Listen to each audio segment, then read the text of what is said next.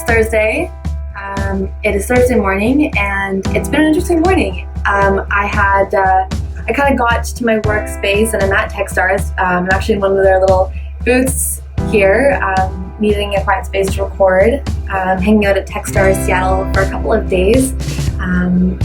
Spending some time with my BF, who has a company who's taking part of the Tech Accelerator program here right now. So anyways, it's been a bit of an interesting morning, and I just felt like I had so many thoughts swirling around in my brain, and it was really challenging to get to work without kind of unloading all of these thoughts and kind of clearing that brain space. And one half of my thoughts was all about how am I going to push all of this forward that I'm working on, all of this, and this is my eventing with discussing finance and paper and coffee, and really overall just wanting to upend how we approach and understand politics and finance. And I'm feeling particularly impassioned about politics today particularly this morning, because I just feel that the entire system is not set up for us to have a healthy discourse and to be able to talk sort of openly and readily about our points, or even have enough information to really be able to have a balanced approach to how we talk about politics. It all seems very one-sided, and it seems very sort of based on sound bites from media. And so that basically is both sides. One side is all about my vision and how I'm going to push it forward, and having a bit of stress around that, and how do I really spend my time focusing on that. And the other part is the current issues at hand today. And so I just kind of sat down and typed it all out, and just like straight from my brain to the page, and it's something that I wanted to share, and I would have preferred to be able to share it straight to video, but I knew that I would not be able to do that in a way that was concise, and sometimes it takes a little bit to see it on a page to kind of get the words flowing. So I did write it out, and I'm just going to read it to you, because I feel like this is something best shared over video and kind of person to person. So I'm just going to go ahead and read this, and by the time this is posted, it will be on the Paper and Coffee, and it will also very likely be on the Huffington Post, pending their approval process.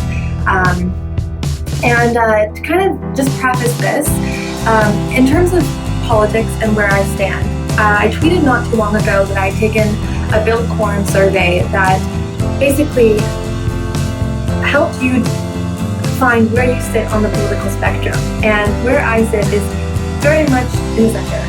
I am a sort of populist centrist, and this means that when I approach politics, I look at it from a logical perspective, and that means that I see the pros and cons from both the conservative side and the liberal side.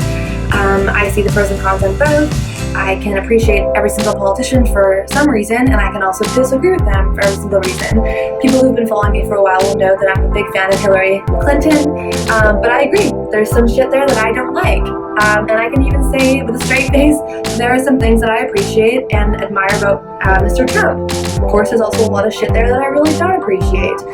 And so when you're reading what I write, you're listening to what I say, it is all said from the perspective of wanting to create a conversation around what's best for the average person, what's best for us as a whole, not one side versus the other. I certainly have my views, but I try to take the bias out of it and keep it as balanced as possible. So that's sort of my little disclaimer on where I stand politically, and I think at some point I will do a video or a post explaining how I came to my sort of political beliefs, because I feel like sometimes with all of the media and content that there is out there, and all of the bias, because so much media is biased because it's sensational, and sensational drives more readers and more clicks, it can be really hard to form an opinion and not feel like you're just regurgitating, a soundbite that you read or that you heard.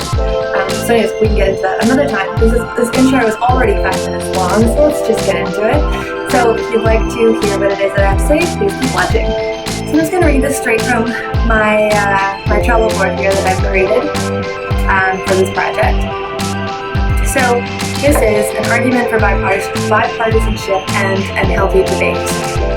The world is becoming more partisan, and we can understand why this is happening. When you look at the consistency of global events that encourage impassioned and extreme points of view, like financialization, the widening gap between the rich and the poor, terrorism, and much more than anything else, in my opinion, is our ability to keep up with the rate at which technology is evolving. And the upheaval that this creates for the job market in manufacturing, agriculture, data entry, etc., etc. This in particular, because one of our very basic human needs is to feel a sense of purpose, is to wake up with a place in the world and feel like you know what you can accomplish that day to help the world, help yourself. And technology is quickly displacing those who aren't part of the technological revolution. As we find ourselves facing further partisanship, meaning there's less of a group mentality and more of an us versus them, liberals versus conservatives, rich versus poor, we must remember the value of discourse, of debate, of understanding the other side's point of view, and that there is no winning in being right. If you're right, then somebody else is wrong. And this may satisfy in the moment, but this is no way to productively move forward. In fact, it creates further divisiveness. Encouraging debate is enormously important. There is no replacement for it. The key to debate and what differentiates it from two parties yelling at one another is an inherent respect that's built into the process that allows each side to share their views. Debate is not debate if you're not open to hearing what your opponent, for lack of better words, has to say, and receiving their point with a sense of openness. I believe it is a process of integrity, and we so need to preserve that. And this as an aside, I was at an event just the other night put on by a local university in Vancouver, SFU, and they put on an event series called Public Square. And so once a year they'll do sort of a community summit where they'll have events that focus on issues of the moment, current events going on in our country. And the issue at hand, this most recent event 2 years ago, was Who Needs Canada? And it's something that you'll have seen on my Instagram story and also on Twitter. And a point that one of the panelists made has really resonated with me. And he said that in today's day and age, which is what I've kind of been talking about here, that there is such a sense of partisanship, of divisiveness, of left versus right in so many different capacities, that we've forgotten the importance of debate and what it really means to be able to hear each other out and how important that is. And we need to get back to that ideal. And it used to be sort of something that's more important and something that was practiced in school, and I know that it still is to a small point, but not nearly to the extent that it used to be. And so that's what got sort of those wheels in motion. To continue on, we're all in this together, regardless of our political views. We end up under one government. And as citizens, if we are to continue to live in a country that we are proud to call home, then we must work together to ensure that our rights are preserved, that our freedoms are carried forward, that the economy operates with the interest of society in mind, and that our institutions are upheld. This will not happen if we do not operate as a collective. Several reasons stand out to me as why partisanship has grown to the state that we experience today. Sensationalized news reporting that targets readers by appealing to their politics, the average person's shortened attention span, the sheer amount of content that is thrown at us each and every day, and as a result, our penchant for reading headlines, selectively choosing articles or publications, and surrounding ourselves with people and information that is like-minded. It bothers me a great deal that we feel encouraged to demonstrate a strong opinion for one side or another, rather than looking more carefully at the pros and cons of each side. Because there are. No politician is all bad, and no politician is all good. For the record, every single politician lies, makes fake promises, and is beholden to somebody. There is simply no way around this. It is part of the political system. Becoming a politician costs a great deal of money, and this money often comes with a need, which may or may not be to the constituents' benefit, but to get elected, that politician has to accept that money. It's a catch-22 of the worst kind. And that's kind of where I left it. It's a piece that could definitely continue on, but I didn't want to make it too long.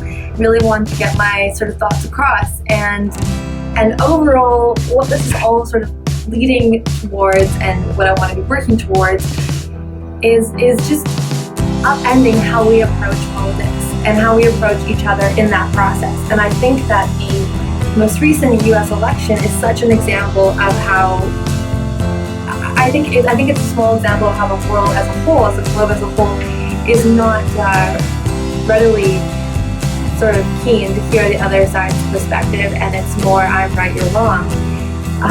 And I find that today in chatting with friends and hearing people voice their political views.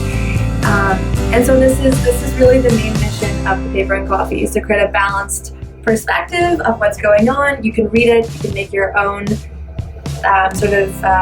come to your own conclusions and feel like you are representing yourself accurately, representing yourself in a way that you can be proud of, with integrity, that you aren't just spewing, a headline from CNN or a headline from the Globe and Mail or the Financial Post, the Wall Street Journal, whatever it is that you read.